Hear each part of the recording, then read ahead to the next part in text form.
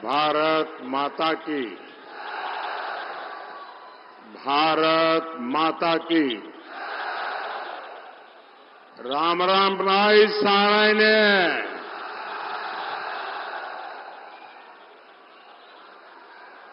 आज बुद्ध पूर्णिमा है। मैं समस्त देशवासियों को अनेक अनेक शुभकामनाएं देता हूं। मैं श्रद्धेय गुरु जयराम दास, चमन ऋषि और महान सेनानी राव तुलाराम जी को नमन करता हूं। मैं रेजांगला के शहीदों और अहिरवाल की इस भूमि को प्रणाम करता हूं।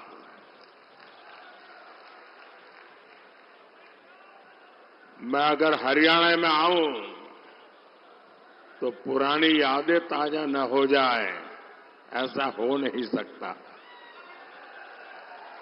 यहां भी वहां भी बहुत सारे परिचित चेहरे नजर आ रहे हैं। पुरानी पुरानी यादें भी, क्योंकि हरियाणा तो बरसों तक एक प्रकार से मेरा घर ही बन गया था। और मैं बड़े गर्व के साथ कहता हूं, मुझे राजनीति की बहुत सारी शिक्षा हरियाणा और पंजाब से मिली, और ये मेरा सौभाग्य रहा, इस मिट्टी ने भी मुझे गढ़ा है। वो 1995 का शायद कालखंड होगा, जब मैं प्रभारी के रूप में यहां आया था। लेकिन आमतौर पर प्रभारी आते हैं दौरा करने के लिए, मैं हम मुकाब करने आ गया था। यहीं पर रहता था। और उस समय हमारे मनोहर लाल जी संगठन का काम देखते थे। उस समय हमारे रमेश जोशी जी अध्यक्ष हुआ करते थे। तो रमेश जी, मैं, मनोहर लाल जी हरियाणा की खूब खाक छानी थी। मैंने यहां माताओं बहनों के हाथ का खाना भी खूब खाया है। और हमारे नारनौल के सुरजा हलवाई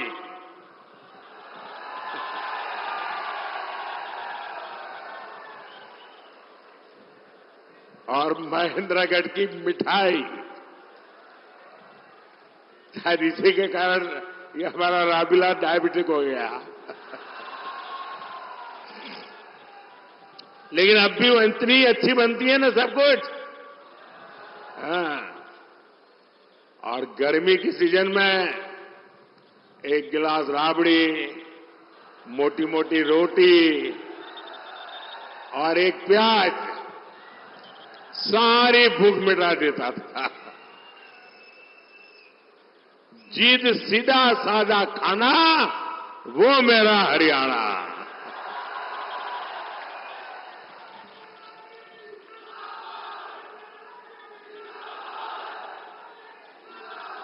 साथियों,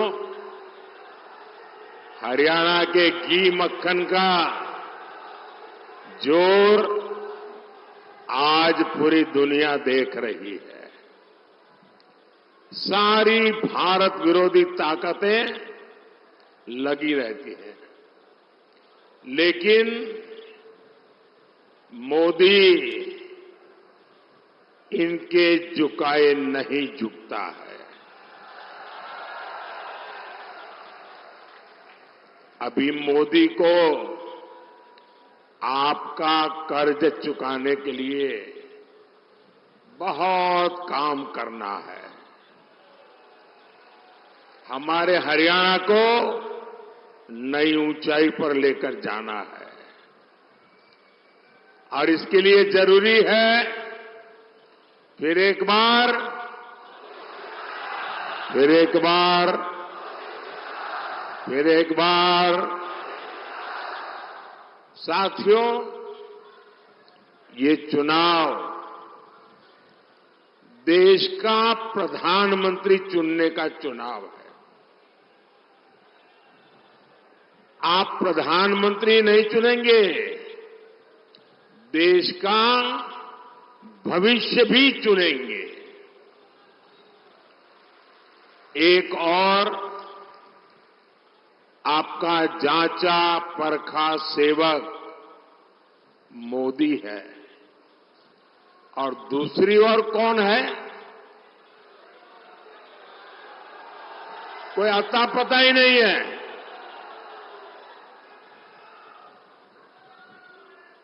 और हरियाणा के लिए तो मोदी मतलब शायद यहां हरियाणा में आपको कम से कम 5,000 लोग ऐसे मिल जाएंगे जो दूर से चिल्ला सके, मोदी जी जरा रुक जाओ, ऐसे कहने वाले 5,000 लोग मिल जाएंगे। यानी हरियाणा के साथ मेरा जो अपनापन रहा है, हरियाणा ने मुझे जो प्यार दिया है, और इसलिए हरियाणा का अधिकार भी मुझ पर बनता है। चलते फिरते मुझे कह सकता है, मोदी जी गलत कर रहे हो, ऐसा मत करो। इतना मेरा आपसे नाता रहा है और पिछले 10 साल में आपने उस प्यार में कभी कमी नहीं आने दी। इससे बड़ा सौभाग्य क्या हो सकता है साथियों?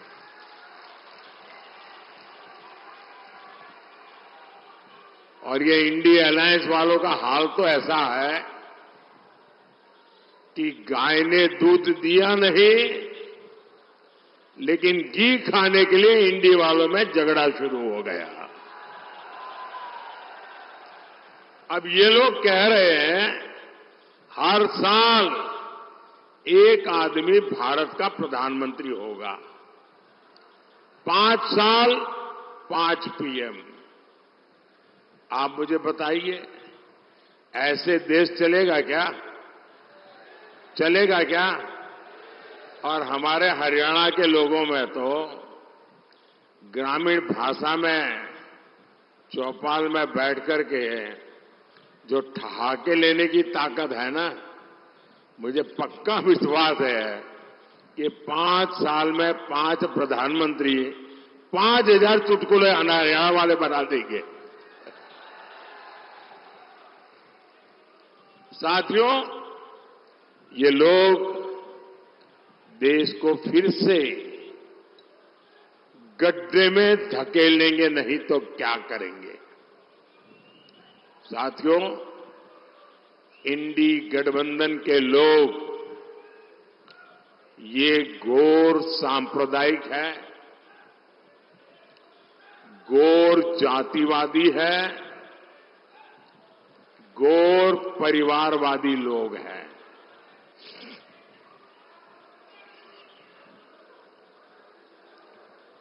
अरे वो ताऊ जी को परेशान मत कर रहे भाई, हाँ थोड़ा इधर उधर हो जा रहे हैं।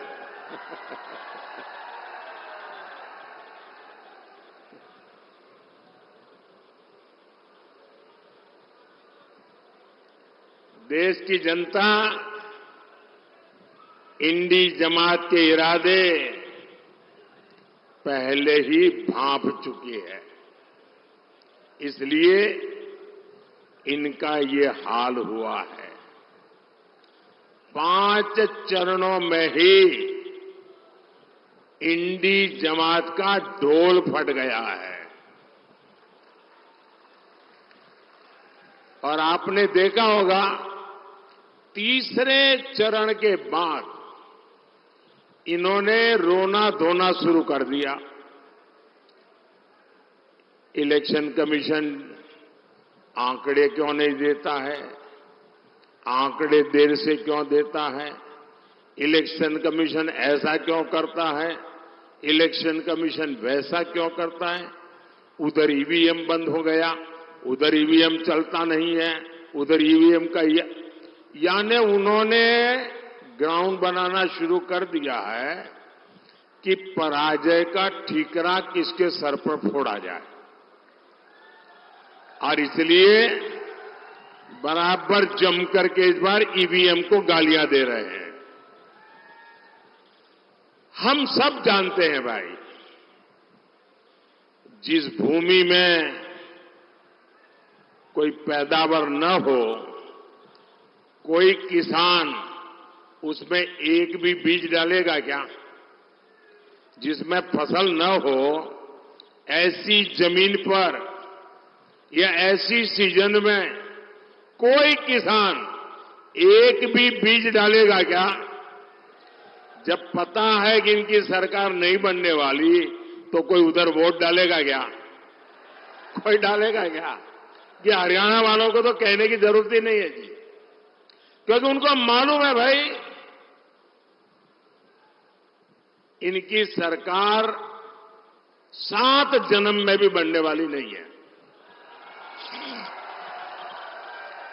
और कांग्रेस को दिया हर वोट बेकार ही होना है।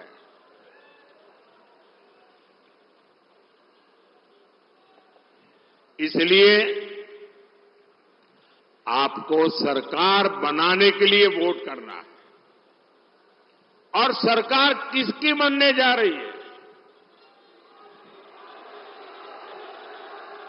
किसकी सरकार बनेगी? बच्चे बच्चे को पता है किसकी सरकार बनेगी। साथियों, 24 के इस चुनाव में पूरा देश कांग्रेस की सच्चाई जान गया है। कांग्रेस और इंडी वालों के लिए देश में भी बड़ा उसका अपना वोट बैंक है। इन लोगों ने वोट बैंक के लिए देश का विभाजन करवाया। एक भारत और दो मुस्लिम राष्ट्र बनाए। अब इंडी वाले लोग कह रहे हैं कि बचे हुए भारत पर भी पहला अधिकार मुसलमान का है।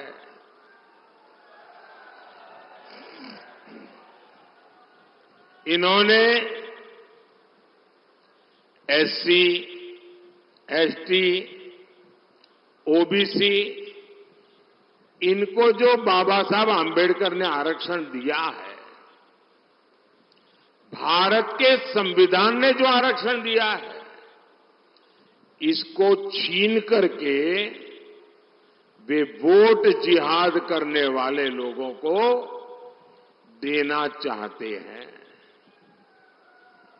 आपने कल अखबारों में देखा होगा, टीवी पर देखा होगा, सोशल मीडिया में देखा होगा, बंगाल की हाईकोर्ट का जजमेंट आया है और बंगाल में भी इंडी जमात का एससी, एसटी, ओबीसी के आरक्षण के खिलाफ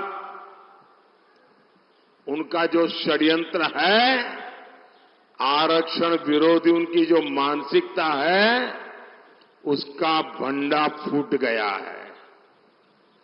बंगाल में इन लोगों ने क्या किया?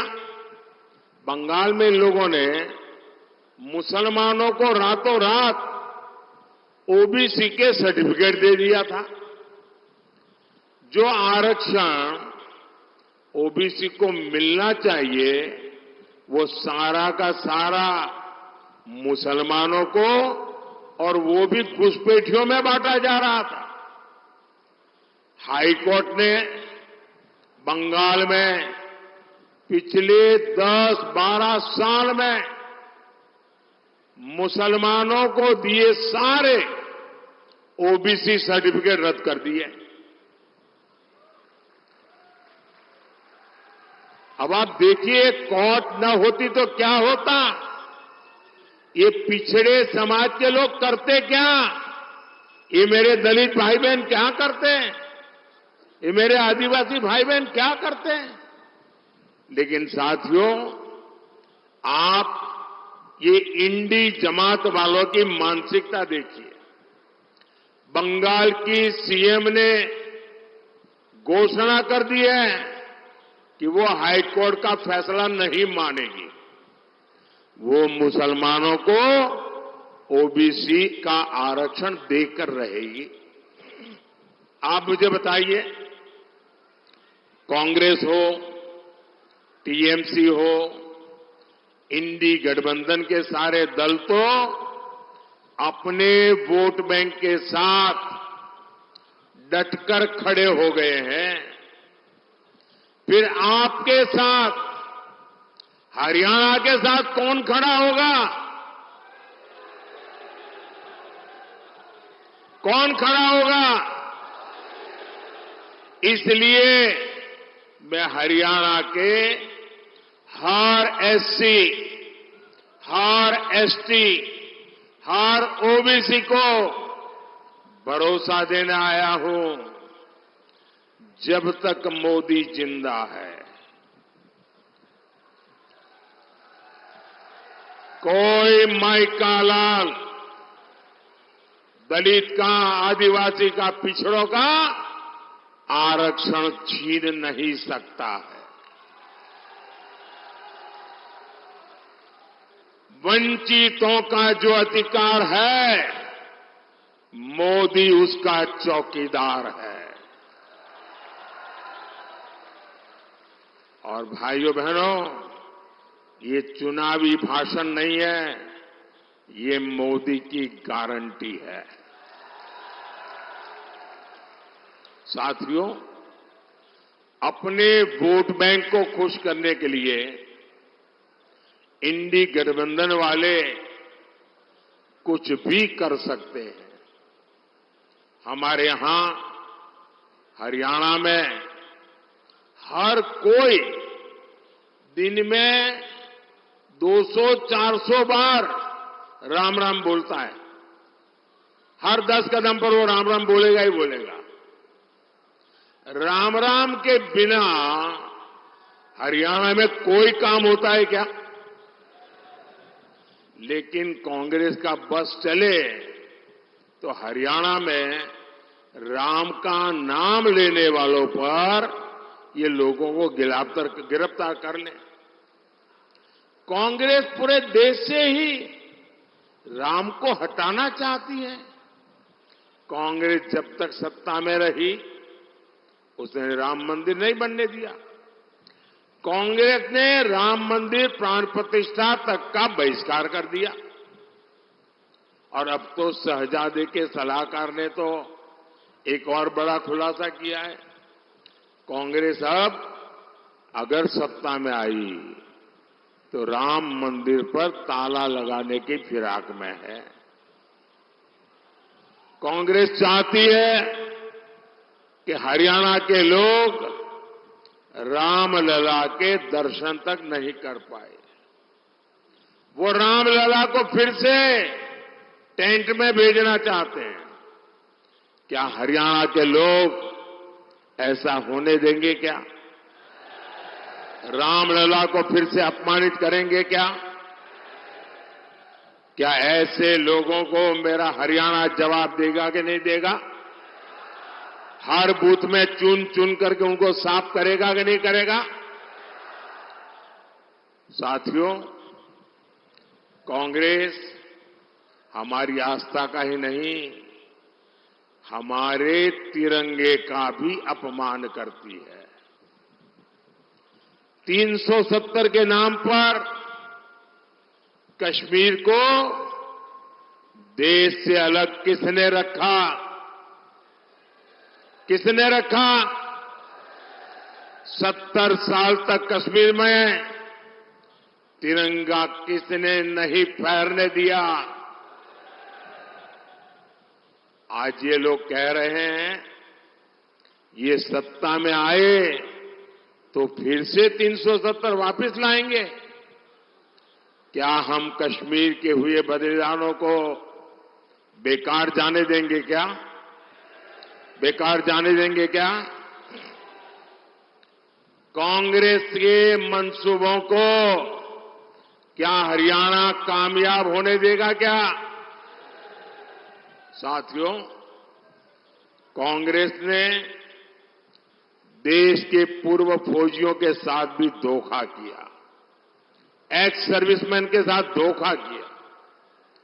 उन्हें दशकों तक पूर्व फौजियों को वन रैंक वन पेंशन नहीं मिलने दी। कांग्रेस झूठ बोलती थी कि OROP one rank one pension उसके लिए 500 करोड़ रुपया पूर्व फौजियों को देंगे। अब ये चुनाव जीतने के लिए पूर्व सैनिकों के साथ धोखा किया गया और कांग्रेस के जहन में सेना के प्रति, सैनिकों के प्रति नफरत का भाव बढ़ा पड़ा है। और 1962 में पंडित नेहरू की जो औरा का गुब्बारा जो फूट गया, चाइना के हाथों में जो हमारी पिटाई हुई, वो उसके लिए गुनहगार हमारी देश की सेना को मानते हैं। और आज भी वो परिवार उसी मिजाज में हमारी सेना का अपमान करने के मौके ढूंढती रहती है और उसी बदले की भाव से उसने 500 रुपये ऐसे ही फेंक दिया और कह दिया कि ओआरओपी हो जाएगा। ओआरओपी होने का मतलब क्या होता है वो मोदी ने आकर के बताया। मोदी ने आकर के जब ओआरओपी लागू किया, वन रैंक वन पेंशन लागू किया, उन्होंने 500 रुपया का खेल खेला था, आपकी आंखों में धूल झोंकने का पाप किया था। मोदी ने जब एक्चुअली ओआरओपी लगाया, 1.25 लाख करोड़ रुपया लगा। कितना? अरे जरा बताइए ना, 1.25 लाख करोड़ रुपया। अब कोई मुझे बताए कहां 500 करोड़ और कहां 1.25 लाख करोड़? ये 1.25 लाख करोड़ रुपया पूर्व सैनिकों के परिवारों के बैंक के खाते में जमा हो चुका है। जब सैनिकों का मान रखने का जज्बा होता है तो काम भी उसी जज्बे से होता है। साथियों, हमारे हरियाणा को भी लूटने में कांग्रेस ने कोई कोर कसर नहीं छोड़ी थी। मैंने तो अपनी आंखों से देखा है कांग्रेस के समय में क्या हाल था हरियाणा का। जो मुख्यमंत्री बनता था वो अपने जिले के बाहर नहीं देखता था। ऐसा कोई क्षेत्र नहीं जिसे लूटने का खुला खेल न चलता हो। आपको याद है ना, नौकरी दिलवाने के नाम पर ये लोग जमीनें बिकवा देते थे। ट्रांसफर पोस्टिंग की तो खुली इंडस्ट्री चलती थी, सड़कें गड्ढों में होती थी, उद्योगों पर संकट आने लगा था। आप कल्पना करिए, अगर कांग्रेस कुछ दिन और रह जाती तो हरियाणा का क्या हाल करती। साथियों, बीते 10 वर्षों में हमने कांग्रेस के पाप धोने में बहुत मेहनत की है। आज हरियाणा में आधुनिक हाईवे और एक्सप्रेसवे बन रहे हैं। अब न दिल्ली दूर है न चंडीगढ़ दूर है।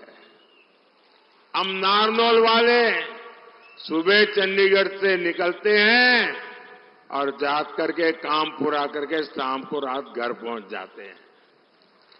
गुरुग्राम वालों का तो जीवन ही द्वारका एक्सप्रेसवे ने आसान कर दिया है। इसलिए अब इस पूरे एरिया में नए नए उद्योग लग रहे हैं, रोजगार के नए अवसर पैदा हो रहे हैं। भाइयों बहनों, मैं गुरुग्राम के युवाओं से भी कहना चाहता हूं, अगले 5 साल ये देश में एक बड़ी क्रांति का समय होने वाला है। आप देखिए कैसे नए नए सेक्टर्स हमारे नौजवानों का भाग्य बदलने वाले हैं। Semiconductor sector, drone sector, startup sector, food processing sector, green energy sector, green hydrogen hub, pharma hub, अनगिनत। और इन सब में बहुत से ज्यादा काम मेरे देश के नौजवानों को मिलने वाला है। आपके हर सपने पूरे होंगे, क्योंकि आपका सपना ये मोदी का संकल्प है। साथियों, कांग्रेस के विश्वासघात का भुक्तभोगी तो हरियाणा का किसान भी रहा है। यहां उसने किसान को सिंचाई के पानी तक का इंतजाम नहीं किया। हम नहरों को जोड़कर यहां तक पानी पहुंचा रहे हैं। हमारी सरकार हरियाणा में 14 फसलों को एमएसपी पर खरीद रही है। हमारे भिवानी का किसान बाजरा और किसान का यहां जो बाजरे की खेती है और हमारा यहां का किसान जो बाजरा पैदा करता है, मेरे प्रिय बाजरे में से वो है। और मैं याद है यहां जब भी आया बाजरे की खिचड़ी अवर खाई। और मजा है कि जब बाजरे की खिचड़ी खाओ तो आधी खिचड़ी आधा घी, तब बोले खिचड़ी खाने का मजा होता है। अब मैं गुजराती आदमी इतना खा तो नहीं सकता था, लेकिन उनका प्यार हरियाणा के लोगों का, यहां का बाजरा आज भी वो मुझे याद हमेशा रहता है। लेकिन अब आपके बाजरे के श्री अन्न के प्रचार की जिम्मेदारी खुद मोदी ने ले रखी है। मैंने जितने मिलेट थे, जितना मोटा अनाज है, उसके लिए एक नाम दे दिया है श्री अन्न। और मैं दुनिया भर में उसका एम्बेसडर बन गया हूं, उसका सेल्समैन बन गया हूं। आपने देखा होगा हमारे देश में G20 की समिट हुई। दुनिया भर के बड़े बड़े नेता यहां आए थे। दुनिया की सबसे बड़ी ताकत जिसको कहें, वो सब G20 में थी। और मोदी ने उनको क्या खिलाया? मोदी ने उनको बाजरा खिलाया। और बड़े बड़े नेताओं को मैंने कहा ये सुपर फूड है। और उसका एक परिणाम ही आया कि मुझे अभी अमेरिका बुलाया था, व्हाइट हाउस में भोजन था। व्हाइट हाउस में उस दिन काफी लोगों को उन्होंने खाने पे बुलाया था, देश भर के लोगों को, और सबको उन्होंने बाजरा खिलाया व्हाइट हाउस में, अमेरिका में।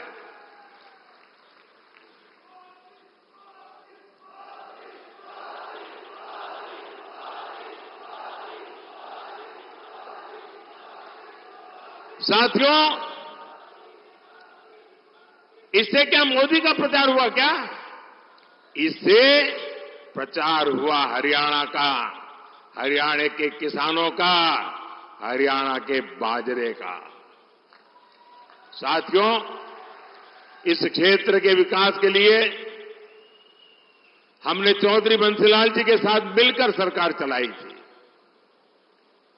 चौधरी बंसीलाल भिवानी महेंद्रगढ़ के विकास के लिए कटिबद्ध थे। और मुझे मेरा सौभाग्य रहा, चौधरी बंसीलाल जी से मेरी बड़ी निकटता रही। और वो रात को देर तक जागने के आदी थे, तो कभी कभी हमारी मीटिंग रात को 1 बजे के बाद शुरू होती थी और कभी कभी सुबह सुबह तक चलती थी। उनके पास अनुभव की इतनी बातें हुआ करती थी और मैं देखता था कि जब भी बातों में स्वामी दयानंद सरस्वती जी की बात आती थी। ऐसी एक मीटिंग नहीं होगी कि स्वामी दयानंद सरस्वती की बात निकली हो और चौधरी बंसीलाल जी की आंखों से आंसू न टपके हो। और वो मुझे इतना प्यार करते थे क्योंकि जब मैं गुजरात का था, दयानंद सरस्वती जी का जन्म गुजरात में हुआ था, तो एक नाता ऐसा बन गया था। और गवर्नेंस की दुनिया में भी साथ साथ काम किया, बरसों तक साथ में काम किया।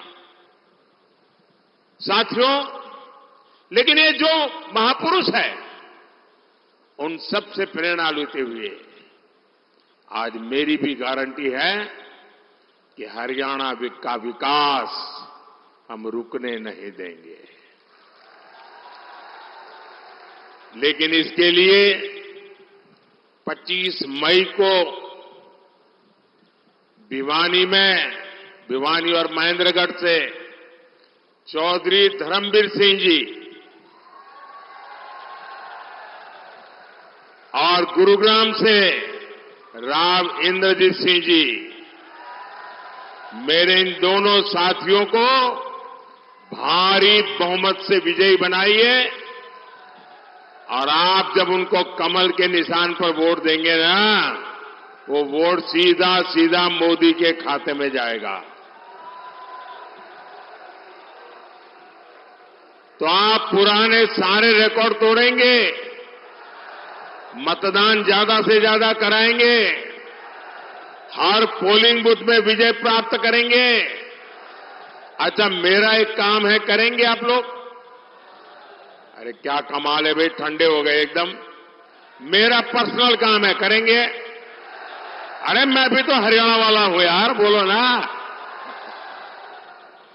मेरा एक काम करेंगे। देखिए, पहले तो मैं यहां गांव गांव जाता था, हर इलाके में गया हूं, हजारों परिवारों में गया हूं, लेकिन अब समय की कठिनाई है, जा नहीं पाता हूं। तो मुझे आपकी मदद चाहिए। करोगे मदद? सब लोग करोगे? ऐसे ही नहीं बता रहे हो ना, सही में करोगे ना? एक काम करना, यहां से जाने के बाद ज्यादा से ज्यादा परिवारों में जाना, ज्यादा से ज्यादा घरों में जाना और हर परिवार के लोगों को बिठा करके कहना कि अपने मोदी जी आए थे, मोदी जी ने आपको राम राम कहा है, मेरा राम राम पहुंचा दीजिए। मेरा राम राम पहुंचा तो मुझे तसल्ली हो जाएगी। मुझे लगेगा कि चलो भाई, इन सब के मुझे आशीर्वाद मिल जाएंगे। तो आप करेंगे? मेरा राम राम पहुंचाएंगे, हर परिवार में, हर घर में पहुंचाएंगे। बोलिए भारत माता की, भारत माता की, भारत माता की। बहुत बहुत धन्यवाद।